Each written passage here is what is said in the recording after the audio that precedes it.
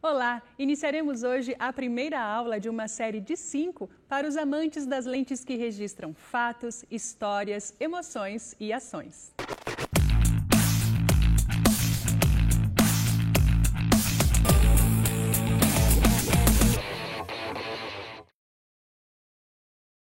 A Prefeitura de Jundiaí, por meio da TVTech, oferta gratuitamente a toda a população cursos voltados à produção audiovisual, mídias digitais e empreendedorismo. E um dos cursos mais procurados entre os catálogos da TVTech Cursos é o de fotografia, que vem abrindo muitos horizontes aos que estão empreendendo ou inovando em seus negócios. Temos conosco em 5 encontros a professora da TVTech Cursos, Grace Sanches. É fotógrafa, professora e jornalista. Em veículos de comunicação, ela já atuou como repórter fotográfica e hoje é especialista em fotografia de família. Grace, seja muito bem-vinda às nossas videoaulas pela TV e web da TVTech Jundiaí. Olá, muito prazer. É muito legal estar aqui para a gente começar esse curso, que na verdade são 5 encontros, né? Vamos falar um pouco sobre planejamento fotográfico com o celular, que é uma das primeiras etapas para a gente conseguir um bom resultado na nossa imagem. Grace, o planejamento fotográfico é a base para um trabalho fotográfico eficiente, não é mesmo? Isso mesmo, muito do que a gente pensa, né, é que o processo fotográfico não é só o clicar da imagem. Então a gente precisa entender o que a gente vai comunicar, com quais cores, quais formatos. O ângulo importa muito na nossa fotografia para a venda do nosso produto ou da nossa prestação de serviço. Então planejar é praticamente 90% da nossa fotografia. Ótimo, Grace, vamos começar então? Vamos lá. Bom, nesse primeiro slide a gente vai começar a falar, como eu disse agora há pouco, sobre planejamento, que é o resultado. Então a gente costuma dizer que é 90% de tudo que a gente vai falar, a gente começa meio que de trás para frente, né? Pensando o que a gente quer comunicar, o que a gente quer mostrar para o nosso cliente, para por último a gente colocar técnicas e práticas, né? E a primeira pergunta que você deve fazer para o seu produto ou para a sua prestação de serviço, o que eu quero comunicar com as minhas fotos? Se eu estou vendendo um alimento, eu quero passar um sabor. Se eu estou vendendo uma prestação de serviço, qual que é a experiência que eu quero passar para essa pessoa, para esse consumidor. Então, pensa no seu produto, no que você está vendendo, dentro desse nicho, quais referências você pode buscar para qualificar ele e entender como que você precisa e pode, né, e tem que traduzir esse produto em imagens. E aí tem algumas perguntas que podem ajudar aí nesse questionamento. O seu produto tem embalagem? O que você está vendendo? Então, se de repente você está vendendo um aparelho eletrônico, está vendendo um perfume, a embalagem importa, tem alguma especificação que precisa desse produto que é essencial para essa venda, eu devo colocar ele na minha imagem ou não? Será que essa embalagem vai dar reflexo no meu produto? Será que ela vai ocupar muito espaço? Ou será que de repente até uma embalagem meio desajeitada que não cabe direito no quadro da nossa foto? Como que eu vou posicionar isso lá, né? Se eu estou vendendo um alimento, a gente em si não vende uma refeição, a gente vende uma experiência. Então, se eu vendo brigadeiro, eu vendo talvez uma confraternização com um sabor de infância.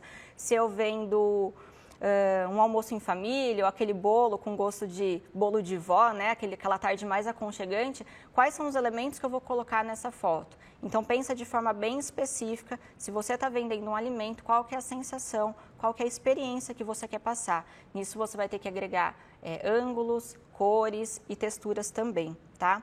E se é uma prestação de serviço, é um pouquinho mais complicado, porque a gente não consegue em si materializar uma prestação de serviço, né? Então, muitas vezes a gente vai ter que fazer uma ambientação, tirar foto de um espaço, exemplificar através de cores e até mesmo de figurantes, né?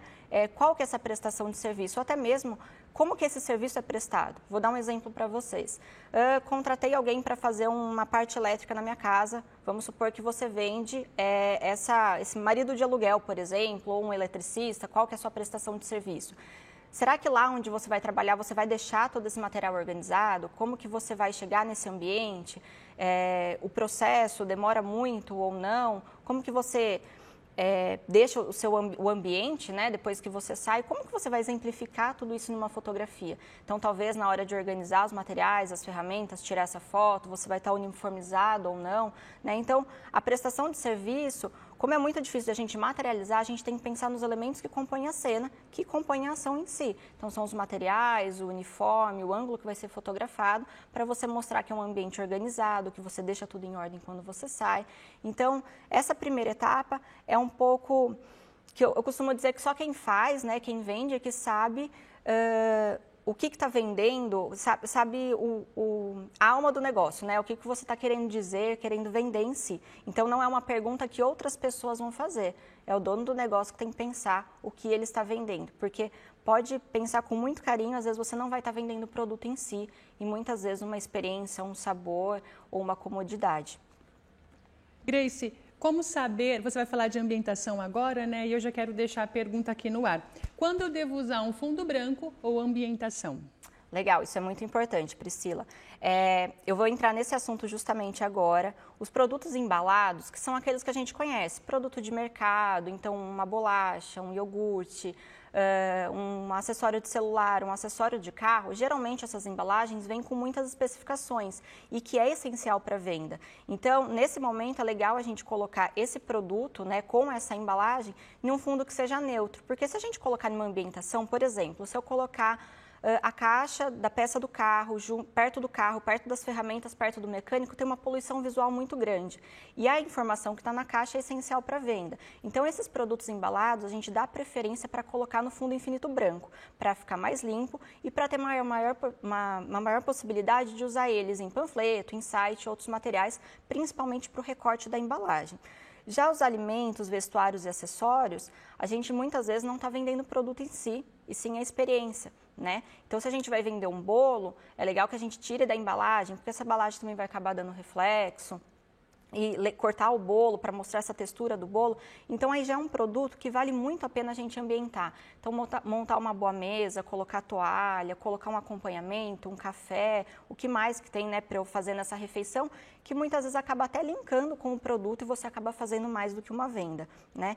Então, produtos embalados, que são produtos que têm informações muito precisas, é importante que a gente coloque no fundo infinito, pela versatilidade de recorte e também pela poluição visual, para a gente evitar isso. Alimentos, vestuários, acessórios, artesanato, que mais? Prestação de serviço a gente precisa ambientar. Tá? Então, se é um alimento, monta a mesa, coloca os acompanhamentos. Se, por exemplo, eu estou vendendo, tenho uma linha de biquínis que minha mãe costura e eu estou fazendo essa venda, o que eu posso agregar? Posso colocar um óculos de sol de uma loja parceira para colocar nessa venda também? Posso colocar uma bijuteria? Posso colocar uma bolsa artesanal junto com isso? E aí a gente faz um link também entre todos os produtos e dá uma visão mais clara de como ele vai usar esse produto que está sendo comprado. E aí aqui a gente tem um exemplo do fundo infinito. Essa é uma caixa que a gente encontra para comprar já pronta, né? Mas que também dá para a gente produzir em casa, né? Então, eu falo que a gente que é empreendedor, no começo a gente não tem tudo à mão, né? Então, às vezes não dá para comprar uma caixa dessa, mas de repente dá para eu comprar uma cartolina. E na parte de trás eu coloco na parede, na parte de baixo eu coloco na mesa. Coloco uma boa luz de frente. Ah, Grace, não tenho flash, mas o que eu tenho? De repente, uma luz natural que você possa colocar para o seu produto. Vai ficar exatamente como se fosse uma luz de estúdio, como se fosse uma caixa de fundo infinito profissional? Não, mas chega muito próximo do seu resultado. E com isso você vai almejando outros equipamentos e outros materiais, né? Então, aqui a gente tem um exemplo de uma caixa que pode ser feita com cartolina, caixa de papelão com papel seda em volta também, ou mesmo comprar profissional. E aqui um exemplo de ambientação, né? Então, nós temos duas imagens aqui, que por sinal dá até fome só de ver, né? Fica irresistível, né? Então, a gente pensa, a gente como consumidor, quando a gente olha essa foto, a gente imagina que o lanche está completo, que a carne está cozida em sua totalidade, mas a gente vai aprender na fotografia que muitos produtos são maquiados, né? Então, por exemplo, na primeira imagem onde tem um hambúrguer, muitas vezes o hambúrguer só foi passado maçarico em volta, porque a gente sabe que se a gente fizer um hambúrguer, ele não fica desse jeito lá em casa, né? Tudo bem que aqui é uma linha profissional, né, de hambúrguer e tudo mais, mas a gente sabe que ele dá uma murchadinha. A alface, quando a gente coloca junto com o hambúrguer, o que acontece? Murcha, né? Então, essa ambientação é colocada depois, a alface só na hora da foto. Mas Grace, a alface que eu coloco lá no meu lanche para tirar foto fica toda esmilinguida. Como que aqui ficou toda bonitinha? Então, coloca com palitinho, organiza o material, então ele vai estar maquiado para foto, não para consumo depois, porque às vezes ele está, de repente, até cru, tá? Eu coloquei essa foto justamente porque eu acho que poderia ter acrescentar. Tá reparando nesse potinho branco? Ele tá faltando um molho aí, né? Então, de repente, poderia ter um molho vermelho, um ketchup, uma mostarda, como um ponto de atenção para a fotografia. Então, são pequenos detalhes que vão agregar na nossa imagem, tá? Às vezes a gente olha, faz a leitura da imagem tão rápido, a gente não percebe que está vazio, mas se a gente for com um olhar crítico, a gente vai ver que está faltando alguma coisa ali, né? E dá para reparar que no final eu tenho uma taça, um copo, de repente, eu não sei se é uma cerveja, ali atrás eu tenho mais um lanche, tenho uma mesa, as cores estão em concordância também, a gente vai falar isso mais para frente. E já na foto do prato feito aqui, eu tenho o arroz, o feijão, que o feijão é com pouco caldo, para que na fotografia saia bonito.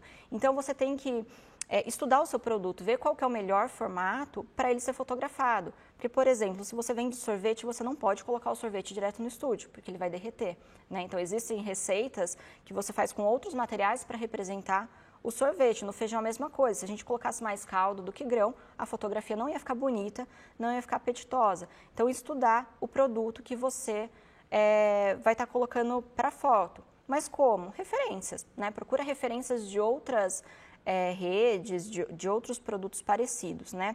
E ali atrás a gente tem uma ambientação bacana também. Então, a gente preenche o fundo todo com alface, porque de repente ali poderia estar vazando uma foto do ambiente, onde aparece o fogão, onde aparece a geladeira, já não aparece mais, porque está composto por alface ali. A cebola, que acrescenta também. Mas nessa foto também tem uma falha de comunicação, que às vezes é muito comum passar, porque a nossa atenção fica toda centralizada, a gente acaba esquecendo dos cantos e isso é muito natural, né?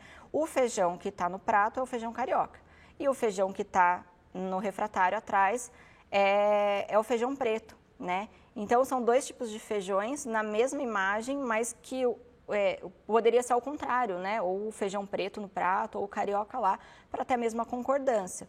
Talvez a imagem possa até dar uma impressão de opção, né? Que o cliente possa escolher, mas aí tem que tomar muito cuidado para ver se não vai discordar daquilo que a imagem está oferecendo. Grace, como escolher os materiais para a ambientação? Legal, a gente vai escolher os materiais com base principalmente nas cores, né? A gente sabe que a cor tem uma grande importância na fotografia, então cada ramo acaba seguindo um pouquinho de uma cor, uma tendência de cor, e eu acho que esse é o primeiro ponto a ser observado no seu produto, né? Quais as cores que o meu produto leva, que os produtos da minha categoria levam, para eu estar ambientando o meu produto. E aí a gente vai entrar um pouquinho nos significados das cores. Eu coloquei algumas que são as mais conhecidas aqui, mas eu falo as mais conhecidas não, as mais usadas, né? Mas isso a gente pode ver depois, fazer uma busca mais avançada, onde tem mais detalhado. Então, nas cores principais, eu coloquei aqui o amarelo, o laranja, o verde, o azul e o vermelho. O azul, ele é pouco utilizado na alimentação. Se o seu produto, por exemplo, é um brigadeiro, você já viu embalagem de brigadeiro que de repente é azul? É bem difícil a gente ver. Quais são os produtos na alimentação que a gente vê com essa tarja azul? Então, são produtos light, produtos diet, produtos sem açúcar, geralmente sem gordura também. Então, se a gente for lá na seção dos integrais, dos iogurtes sem açúcar, a gente vai começar a ver um pouquinho de embalagem azul. Então, essa cor, ela ajuda a segmentar um produto. Então, na sua fotografia, se seu produto é um produto destinado a uma refeição mais fit, baixa caloria, específico desse ramo, ok, você já pode estar começando com a cor azul no seu produto, tá? As cores vermelho e amarelo são cores que chamam a atenção e está presente aí na maioria das redes de fast food, então elas são cores de impacto, então são cores que a gente tem que tomar muito cuidado em utilizar. As redes de fast food utilizam elas justamente porque a ideia é uma alimentação rápida, né? Então, no seu logo, no seu ambiente, tem muito dessas cores para que a pessoa coma, se alimente, né? Fique pouco tempo ali e depois essa cor acaba incomodando inconscientemente e ela já sai para abrir espaço para outra pessoa. Então, se seu produto é um produto que você prevê que o cliente é um produto que deve ser degustado por mais tempo, por exemplo, um vinho. Você pode notar que vinho, geralmente, ele tem tons mais sombrios, mais aconchegantes, cores mais quentes. Cores mais vivas são produtos para consumo rápido. Então, por exemplo, a gente vai encontrar lanches, pizzas, biscoitos, nas embalagens de biscoito, né? Produtos infantis também a gente vê muitas cores vivas, né, nesse formato, para chamar a atenção, né? Se seu produto é produto embalado, é eletrônico, não é do segmento de alimentação, por exemplo, é legal você avaliar qual cor que é utilizada nessa área, né? É uma coisa que eu estou sempre repetindo, porque se você não sabe qual cor você deve utilizar, pesquisa dentro do seu ramo, né? O que é mais bem-vindo. E o verde, ele está bastante relacionado à tranquilidade. Quando a gente vai em um consultório médico, por exemplo, é verdinho, é azulzinho, porque tem essa permanência, tem esse aconchego que traz pra gente. Então, se sua prestação de serviço você é dentista, de repente você é médico e precisa tirar foto desse ambiente, com certeza são pontos de atenção de cores que você pode estar exemplificando na sua fotografia ou no seu produto, tá? Então, essa é a primeira parte do planejamento que a gente deve tomar muito cuidado em planejar as cores que eu vou utilizar ou no meu produto, ou na embalagem, ou na ambientação dele, que vai dizer muito a respeito da sua fotografia. E nesse próximo slide tem um esqueminha das cores complementares e análogas, tá? Não é difícil de entender, é muito simples e quando a gente começar a pensar nos produtos, a gente vai entender isso na prática. As cores complementares são as cores opostas no círculo cromático. Então, olha lá a setinha. Eu tenho a cor amarela com a cor roxa. São cores de impacto, porque são sempre cores opostas. Então, são produtos de consumo rápido, produtos instantâneos, produtos de uso rápido e descartável, que a gente vai ter esse uso de cor. Seu produto é desse? Essas cores talvez sejam bem-vindas, mas segmentada, tá? Não é porque seu produto é de consumo rápido que você vai colocar qualquer cor complementar. Estude antes, mas provavelmente são essas cores que você vai estar usando, as cores opostas, tá? Já as cores análogas, elas trazem mais conforto pra gente. Então, elas vão do amarelo, do laranja para o vermelho e vai caindo aquele degradê. Ou se não vai do azul para o verdinho, para o bege, para o creme. São as cores que produzem mais permanência no nosso olhar, então a nossa fotografia fica mais agradável, a leitura dessa foto fica mais lenta e a permanência do leitor também. Então a sua fotografia ela vai ter um tempo a mais de aconchego para essa pessoa estar olhando, porque fica tudo mais neutro, né? Então olha lá, na primeira imagem eu tenho as cores complementares, as análogas, que são as cores vizinhas, e temos também, por último, as monocromáticas, que seguem o mesmo padrão de cor. Essa monocromática a gente vai utilizar principalmente quando a gente for demonstrar textura no nosso produto. Vamos lá que eu já vou chegar por último na monocromática, mas eu vou passar com vocês na primeira etapa. Aqui nesse prato, a gente tem um prato de consumo rápido, né? Então, a gente tem um prato que é uma refeição única, são cenouras, né? Não tem um arroz, não tem um feijão, não tem outra coisa para comer junto, né?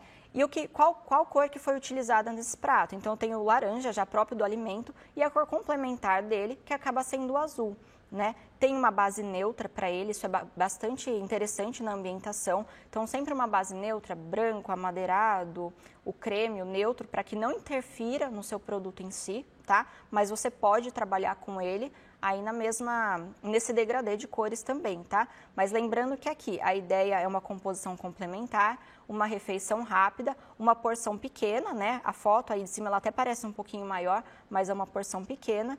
Então, caiu muito bem as cores opostas.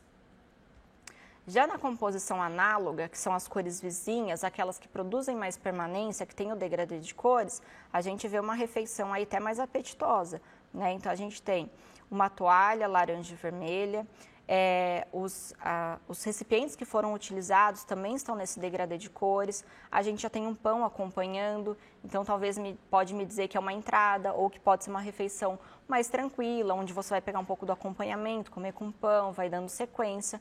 Tem um pouco dos ingredientes que foi utilizado ali do lado, tem a cebola, e atrás até não dá para ver muito, mas talvez a gente possa dizer que é uma salada de repente, né?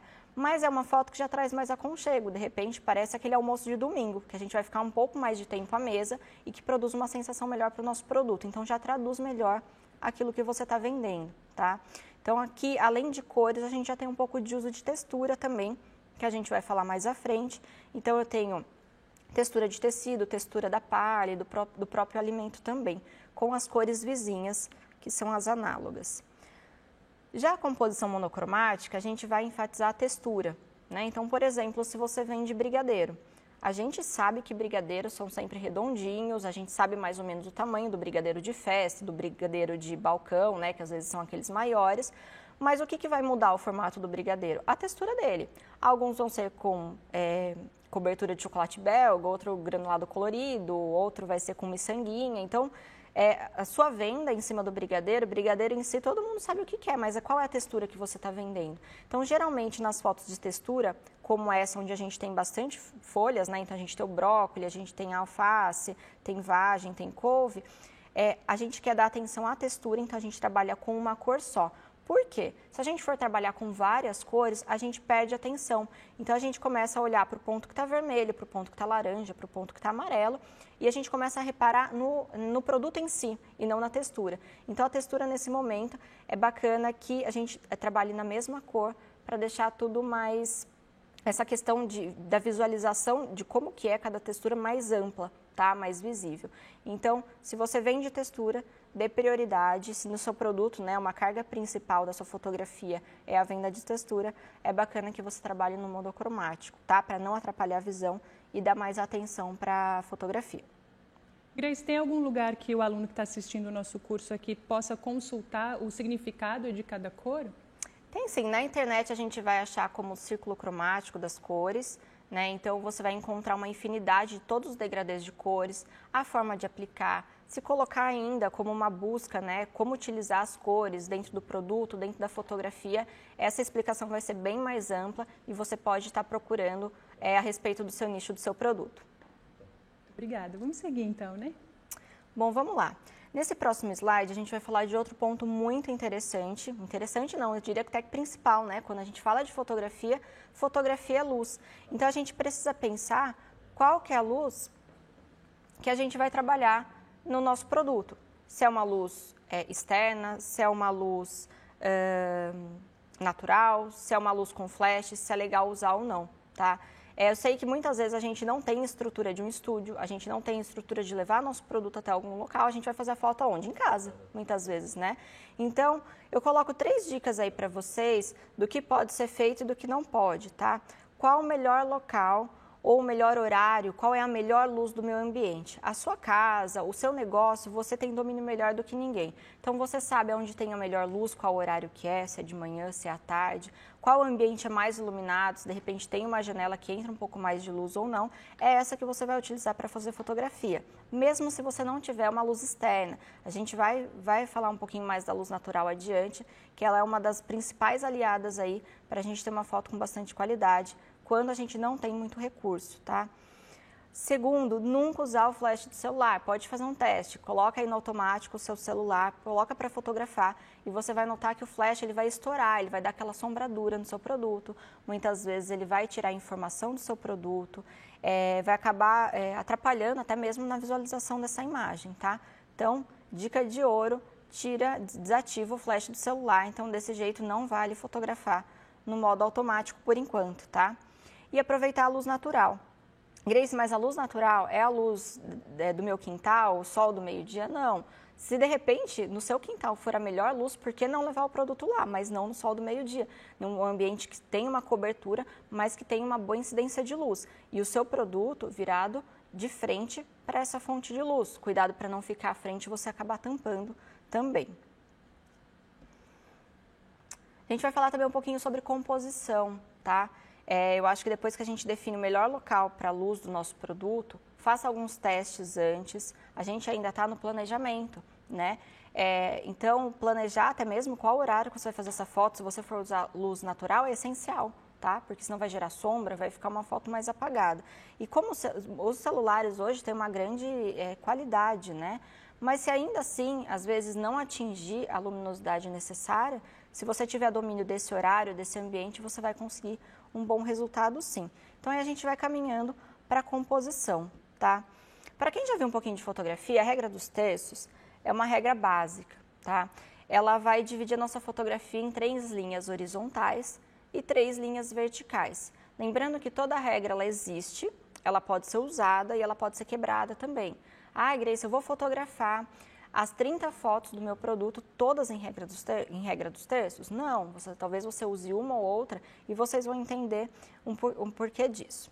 Vamos lá na prática, ó. Então, essa é uma fotografia onde a gente traçou as regras dos terços, né? 3 partes horizontais, 3 partes verticais. As intersecções das retas, né, que são esses 4 pontinhos centralizados, a gente chama de ponto de ouro.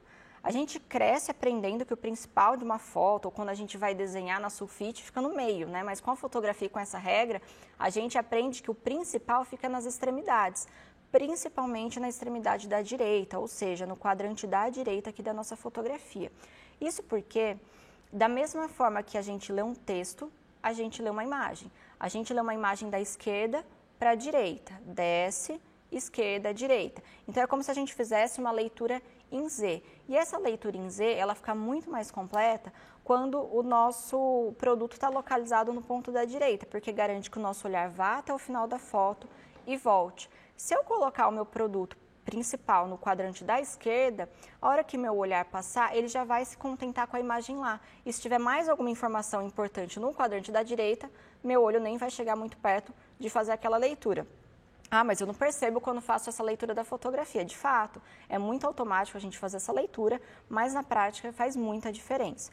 Então, olha só, aqui a gente está falando de uma fotografia com temperos, né? Então, a gente pode ver que a gente tem alguns temperos localizados, principalmente, né, a base da colher, o tempero laranja, o amarelo também, estão no quadrante da esquerda nesse momento, né? Mas ali no quadrante da direita, a gente tem na região também aquele tempero pretinho das bolinhas e o verde mais embaixo. Não precisa ser exatamente no ponto da intersecção. Estando na região é muito importante. Nessa fotografia, a gente acabou dando a sorte de, nos 2 quadrantes e nas 4 intersecções, os produtos estarem presentes lá. Tá? Mas nem sempre é assim. Então, a gente pode posicionar tanto no da direita quanto da esquerda, mas lembrando que o da direita tem uma validade maior, tá? Qual que é o outro benefício, né, da regra dos terços? Além de a gente equilibrar a nossa imagem, colocando o nosso produto no lugar, entre aspas, adequado, sendo que você pode quebrar essa regra também, ele ajuda a alinhar o horizonte, ou seja, sabe aquela foto que quando a gente, né, vai ver a imagem parece que está caindo a montanha, parece que está descendo? Essas retas, ela ajuda a gente a deixar a nossa foto retinha, bem equilibrada. Então, repara que os temperos, né, e os produtos que vão ser utilizados nessa receita, eles estão fazendo uma moldura nessa foto. Então, eu tenho uma parte de alimento, uma parte de tempero e uma parte de alimento, como se formasse uma moldura nessa imagem. Então, se de repente você vai postar essa foto, fazer um álbum, recortar, colocar em uma panfletagem alguma coisa, se você precisar fazer um ajuste, um corte, você não vai perder do principal, você vai perder da sua ambientação um pouco. Não é ruim isso, é até muito bacana, porque o pior seria se você tivesse fotografado e perder parte do seu produto, tá? Então, dá pra gente manter a regra dos terços também como equilíbrio da nossa imagem, para não ficar mais aquela foto que é muito céu, pouco chão, né? Então, a gente vai começar a colocar bastante céu e bastante chão. A gente vai começar a equilibrar essa imagem, ok? Então, para você encontrar essa regra no seu celular, é muito simples, você não vai encontrar ela como regra dos terços, você vai encontrar ela como grade. Então, abre a sua câmera do celular, dentro das configurações, vai ter lá a opção grade. Essa opção, na hora que você for fotografar, ela já vai ficar ativa, então vai aparecer essa grade no seu celular bem clarinha, mas não aparece na imagem, pode ficar tranquilo, que ele só vai ajudar você a equilibrar a imagem e colocar a sua fotografia no melhor ponto de valia aí dessa imagem, no ponto mais valioso dessa imagem. Grace, muito obrigada pelas dicas. A nossa aula já chegou ao fim e agora eu quero que você deixe uma análise final dessa aula 1 para a gente partir para o próximo encontro, que é a aula 2. Bom, eu acho que se eu pudesse dar uma dica valiosa mesmo, é que no planejamento seja bem caprichado, feito com bastante calma, porque é aí que está a base do nosso sucesso da fotografia. Então, pesquisar as cores, pesquisar quais produtos eu posso fazer link com esse material, pesquisar como ambientar isso ou não, né? É a base porque depois no final só vai restar mesmo clicar a foto, que a base já vai estar aí. Certo, Grace, muito obrigada por essa aula. Espero que você tenha gostado aí de casa, aproveite todas essas dicas. Vamos então para o nosso resumo da aula de hoje. Hoje você viu que o planejamento é a base para o trabalho fotográfico obter um resultado satisfatório, que para nos comunicarmos por meio de fotos, temos que conhecer o produto e trabalhar a ambientação de acordo com o tipo de produto que está sendo fotografado. Espero que você tenha gostado. Nós nos encontramos na aula de número 2. Até lá!